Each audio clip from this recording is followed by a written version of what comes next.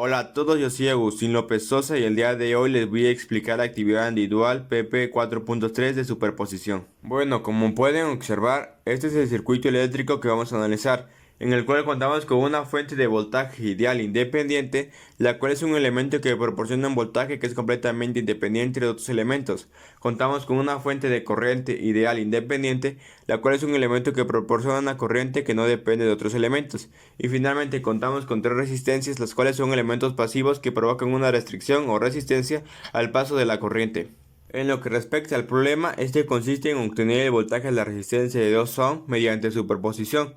por lo que en primera instancia se debe entender la teoría, la cual nos dice que el voltaje de un elemento en un circuito lineal es la suma algebraica de los voltajes de este elemento debido a cada fuente independiente actuando sola, por lo que se procedió a diseñar dos circuitos en los cuales las fuentes independientes fueron apagadas. En el caso del primer circuito, la fuente de voltaje fue apagada, por lo que fue sustituida por un cortocircuito, es decir, un cable. Por su parte, en el caso del segundo circuito, la fuente de corriente fue apagada, por lo que fue sustituida por un circuito abierto, es decir, fue eliminada del circuito. En base a los circuitos diseñados, en primera instancia se procedió a analizar el circuito 1, en el cual se identificó que las resistencias de 2 y 3 ohm se encuentran en serie, por lo que fueron sustituidas por una resistencia equivalente que es igual a la suma de las mismas, es decir, una resistencia de 5 ohm. Y ya habiendo realizado esto, se determinó que este circuito corresponde a un divisor de corriente, ya que los elementos se encuentran en paralelo, por lo que se utilizó la fórmula del divisor de corriente para obtener así la corriente que pasa por la resistencia equivalente, con lo que se obtuvo que esta presenta un valor de 2.5 amperes.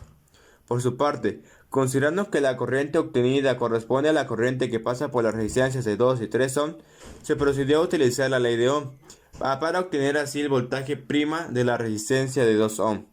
con lo que se multiplicó el valor de su resistencia por la corriente, es decir, se multiplicó 2 ohm por 2.5 amperes, obteniendo así un voltaje de 5 volts.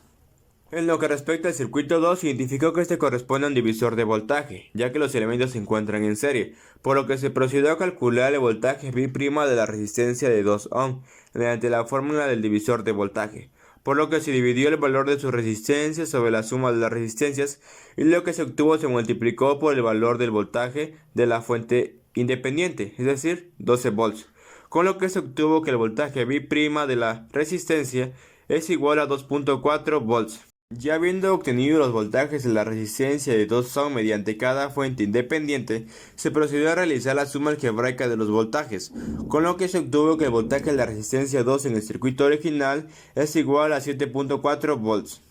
Finalmente, se desarrollaron las simulaciones para cada uno de los circuitos diseñados, con lo cual se identificó que efectivamente los resultados obtenidos de forma analítica son correctos, ya que se obtuvieron los mismos resultados que en la simulación. Como último punto, me gustaría comentar que en lo que respecta al tema de superposición, considero que es un tema muy importante, ya que nos permite calcular tanto la corriente y el voltaje de un elemento sin la necesidad de analizar todo un circuito, ya que como se identificó, este voltaje es igual a la suma de los voltajes suministrados por cada fuente independiente, por lo que se pueden realizar circuitos